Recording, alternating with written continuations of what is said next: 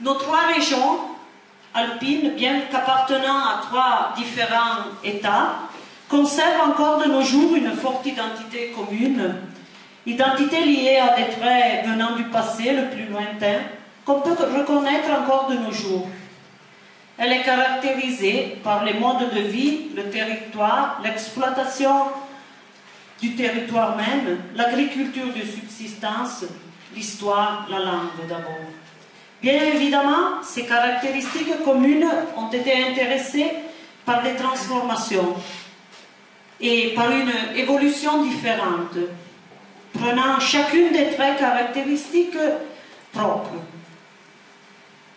Tenant compte aussi de la crise de l'identité alpine que nos régions subissent.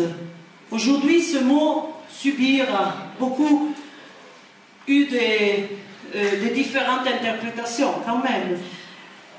Cette identité, dans ces dernières décennies, nous avons dit, elle a subi une crise qui dépend de différents aspects sociopolitiques que nous n'avons pas affrontés naturellement aujourd'hui.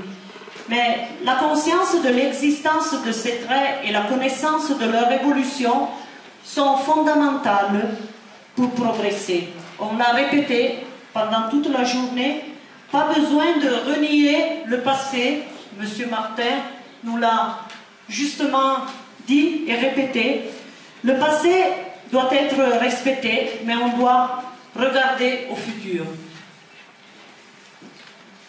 Pour ce qui est de l'élément langue, et en particulier du franco-provençal, tenant compte de la façon différente dans laquelle il se maintient vivant dans les trois régions, nous constatons qu'aujourd'hui, dans toute l'ère, nous nous trouvons face à un plurilinguisme diffus, où les différentes langues ont un poids différent, mais toutes la même dignité. Ce cadre linguistique en continuelle transformation offrait des langues numériquement et culturellement plus faibles ou moins soutenues. Le franco-provençal dans ce dessin est une langue faible et donc susceptible de disparaître, n'étant bien vivant systématiquement que dans la population au-dessus de 50 ans. Il y a quand même des aspects positifs à souligner. Le franco-provençal est encore une langue de communication vivante à l'intérieur des familles. Les jeunes qui le parlent aujourd'hui le font en pleine tranquillité, sans honte ou crainte, typique d'ailleurs des années plutôt 70, 60-70. Conscient de la richesse et de l'importance de connaître un code linguistique, patrimoine culturel et identitaire à conserver. Il y a dans nos régions des formes de survivance, nous l'avons appelé aussi de résistance de la langue, qui peuvent être un bon atelier pour bâtir le futur de cette langue. Théâtre populaire d'abord.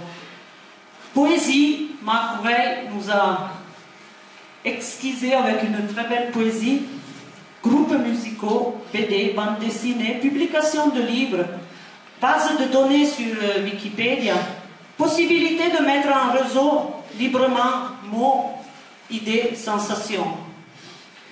Donc, sous le symbole du Mont-Dolent, comme nous a suggéré Christiane, le Mont-Dolent qui nous abrite, qui symbolise la notion de résistance et de souffrance aussi, dépassons l'insécurité.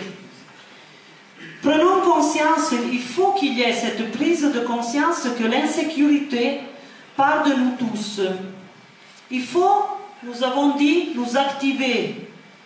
Il ne faut, et ne pas affirmer la mort, comme a bien dit Bernard. Mais clamer haut et fort le droit d'exister du patois. Quelques intervenants m'ont dit aujourd'hui, moi je suis un patoisin inconscient. Aujourd'hui, probablement, doit intervenir une conscience et une volonté à être patoisin. Belkacem Lounès, merci pour ta contribution. Elle a été très intéressante. Belkacem n'est pas patoisant, mais il a conscience de l'importance du patrimoine franco-provençal. Il est en train de s'engager fortement pour lui donner le statut qui lui convient, même sans ressources, dirais-je. C'est vrai? Donc, territoire, langue, graphie auront leur dignité. Et ça, c'est les Occitans qui nous le disent, auront leur dignité si les gens estiment qu'il est. Il ne faut pas qu'ils estiment seulement les linguistes. La langue est au peuple qui la parle, avant qu'aux savants. Merci.